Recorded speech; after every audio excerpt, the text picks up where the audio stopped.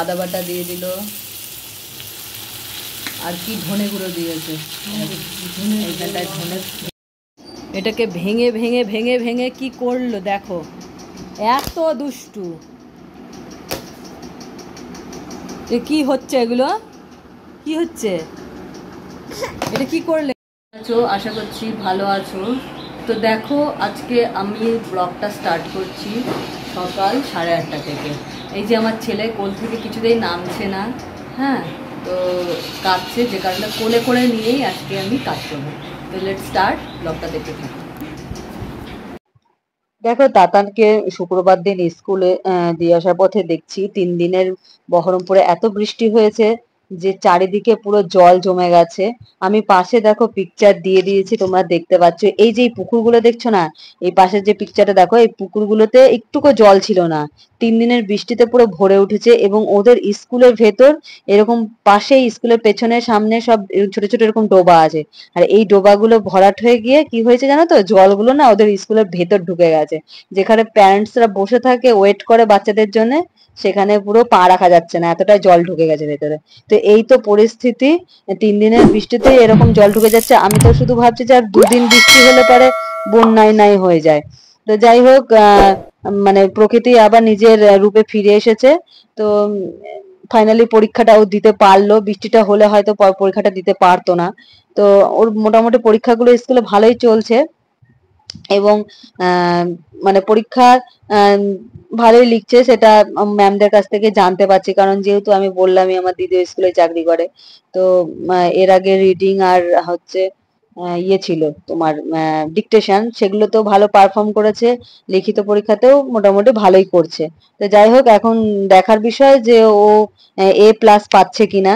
তো আমি তো খুব চিন্তায় আছি, কারণ ও যদি খারাপ করে তাহলে আমি মাস্টারনি হিসাবে একদমই ব্যর্থ।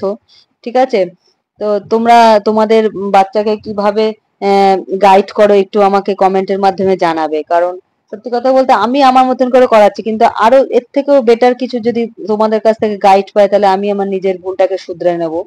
তো দেখো এখানে কিন্তু আমি বিছনাটা গুছাচ্ছি। তো বিছনাটা গুছাতে গুছাতে তোমাদের সাথে আমি কথা বলছি। তো এখানে দেখো আদি হচ্ছে কোলে দিব্যি, ও বেশ বিষয়টাকে এনজয় করছে। হ্যাঁ, তো আজকে ভাবছি যে বিছনার কভারটাকে আমি চেঞ্জ করে একটা নতুন কভার, কাঁচা কভার করব, পেতে দিচ্ছি। কারণ অনেকদিন ধরে এই চাদরটা পাতা ছিল, তো যে কারণে আবার বিছনার চাদর পাল্টানো মানেই তো পাল্টানো নয়, আবার এটাকে কাঁচা। তো প্রচুর কাজ আমার শুক্রবার দিন, তো সারাদিনই ভালোই কাজ আছে। তো কি কি কাজ করব সব প্ল্যানিং করে রেখে দিয়েছি। ভাবছি চাদরটা কাচবো আর মশারিটা কাচবো, আর অন্যদিন বালিশের কভার গুলো কাচবো। একদিনে সব কাচা সম্ভব নয়। তো রবিবার দিন ইচ্ছা আছে বালিশের কভার গুলো, কোল বালিশের কভার গুলো কাচার। আর মাসে অন্তত জানো তো আমি একবার করে হোক আমি মশারিটা কাচি। মশারিটা, কারণ আমার বর যেটা বলতো যে মশারি যদি পরিষ্কার থাকে পূজা, হাওয়াটা কিন্তু বেশি ভালো ঢোকে মশারির মধ্যে। আর আমি তো 12 মাস যেহেতু বাচ্চা নিয়ে শুয়ে থাকি, আমি আগেও কোনোদিন মশারি ছাড়া শুতাম না, এত গরম পড়লেও মশারি টাঙিয়েই শুই। তাতে করে দুটো সিলিং ফ্যান, একটা স্ট্যান্ড ফ্যান চালালেও আমি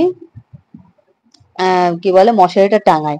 সন্তানদের যেহেতু পরীক্ষা চলছে, সেহেতু ওদের এখন আর 12টা থেকে স্কুল ছুটি হচ্ছে না, 11টা থেকে স্কুল ছুটি হচ্ছে। তাই কাজ করার সময়টা না একদমই পাচ্ছি না। তো তবুও ভেবেছি যে আজকে ঘরটা মুছবো লাঠি দিয়ে। তো তাতানের স্কুলের আজকে পরীক্ষাটা হয়ে যাওয়ার পরে আর সোমবারে একটা পরীক্ষা আছে, তারপরেই সে পরীক্ষা শেষ। তো বেঁচে যায়, আমিও বেঁচে যাই, কারণ বাচ্চা ছেলে এত পড়াশোনা চাপ হয়ে যাচ্ছে অতিরিক্ত। তো যে কারণে ও ভাবছে যে একটু দেবগ্রাম থেকেও ঘুরে আসবে। 1 সপ্তাহ স্কুল ছুটি দিয়েছে, তারপরে 30 তারিখ থেকে আবার স্কুল অ্যানুয়াল, যে টার্ম অ্যানুয়াল, তার হচ্ছে ক্লাস শুরু হয়ে যাবে। 30 তারিখ থেকে ক্লাস শুরু হওয়ার পরে আবার 4 তারিখ পর্যন্ত ক্লাস হবে, দিয়ে তারপরে একদম দুর্গাপুজোর ছুটি পড়ে যাচ্ছে। দুর্গাপুজোর ছুটি হওয়ার পরে লক্ষ্মী পুজোর পরে স্কুল খুলে যাবে। তো আমি ভাবছি যে একটু দ্বাদশীর দিন দেবগ্রামে যাব। দ্বাদশীর দিন আমরা দুজনাই যাব, আর তাতান মাঝে এই পরীক্ষা হচ্ছে বলে কদিনের জন্য ঘুরে আসছে, 6 দিনের জন্য। দেখে নিলে আমি যে আদিকে কোলে নিয়ে কিভাবে আমি বিছানা করলাম। তোমরা প্রত্যেকেই পারবে, কিন্তু একটু কষ্ট হয়, কিন্তু কিছু করার নাই। আমি প্রচন্ড নিরুপায়, কারণ ও প্রচন্ড কাজ ছিল, যে কারণে আমাকে এটা করতে হলো। ভেঙে ভেঙে ভেঙে কি করলো দেখো, এত দুষ্টু। এ কি হচ্ছে? এগুলো কি হচ্ছে? এটা কি করলে ভেঙে ভেঙে? হ্যাঁ, যা কি হলো? যা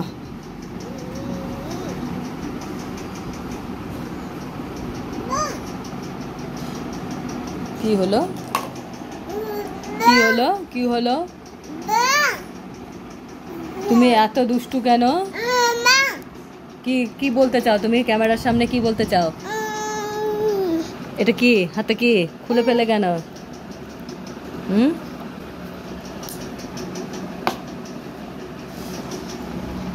আয়। তো দেখো গায়েস, এখানটাতে আমি আদিককে নিয়ে নিচে চলে আসলাম। এবার মা দেখছি গ্যাসের মধ্যে ঘুগনি চাপিয়ে দিয়েছে। তো গত রাত্রেবেলায় মটর আর জলের মধ্যে ভিজিয়ে রেখেছিল, সেই মটরগুলোকে এখন মাংসের সাথে একই সাথে সিদ্ধ করে নিয়েছে প্রেশার কুকারে। পাশে দেখো প্রেশার কুকারটা আছে, খুলবে। তো এখানটাতে সর্ষের তেল দিয়ে গোটা জিরে আর চেরা কাঁচা লঙ্কা ফোড়ন দিয়ে আলুটাকে ভেজে নিচ্ছে। তো এর মধ্যে মশলা আর কি, তোমরা প্রত্যেকেই জানো ঘুগনিতে কী কী মশলা দিতে হয়। মা শুধু দুটো এক্সট্রা জিনিস অ্যাড করলো, সেটা হচ্ছে কি বলে, মিট মশলা আর হচ্ছে টক দই, ঠিক আছে। আর বাকি আদা, জিরে, ধনে গুঁড়ো এগুলো তো সব দেয়ই জানো। তো এগুলো আর বলার অপেক্ষা রাখে না। তো দেখো এখানে ফাইনালি মটরগুলো সিদ্ধ হয়ে গেছে। এবার এই মশলাটা কষলে পারে এর মধ্যে দিয়ে দেবে। তো আমি খেয়ে দেখলাম গাইজ, অসাধারণ হয়েছে ঘুগনিটা, খুবই ভালো হয়েছে। তবে কি জানো তো, এগুলো গরম গরম খেতে ভালো লাগে। যখনই খাচ্ছি, অনেকবার খেয়েছি, যখনই খাচ্ছি তখন একটু গরম করে নিয়ে খাচ্ছি, কারণ গরম না হলে ঠান্ডা বেকার খাওয়া। তো তোমরা কি এইভাবে একবার করে দেখবে মায়ের মতন। ওই মানে এক কুচো যদিও মাংস তুমি দাও না ঘুগনির মধ্যে, ওটার কিন্তু একটা আলাদাই টেস্ট আছে, যেটুকু আমি বুঝলাম। প্লেন ঘুগনি আর মাংস দেওয়া ঘুগনির মধ্যে অনেকটা তফাৎ। তো এইভাবে করে দেখো কেমন লাগলো ভিডিওগুলো, তোমরা অবশ্যই কমেন্ট করে জানাবে। ওকে, তো আমি এখন খাবো। মা ঘুগনিটা করছে। Final look, this is final look. দেখো এইরকম হচ্ছে লুক। এটা কিন্তু বেশিক্ষণ ফুটবে না, ঠিক আছে। তা তোমরা মায়ের মতন করে ট্রাই করবে, ঠিক আছে। তো গায়েস, এই পরের সময় ভিডিওগুলো তোমরা কি দেখতে চাও? আমার বেথুয়ার বাড়ির ভিডিও দেখতে চাও না আমার ডেইলি লাইফস্টাইল দেখতে চাও? একটু কমেন্টে জানিয়ে দেবে। ওকে, তো এখানেই ব্লগটা শেষ করছি। টাটা, বাই বাই, সাবস্ক্রাইব করে দিও।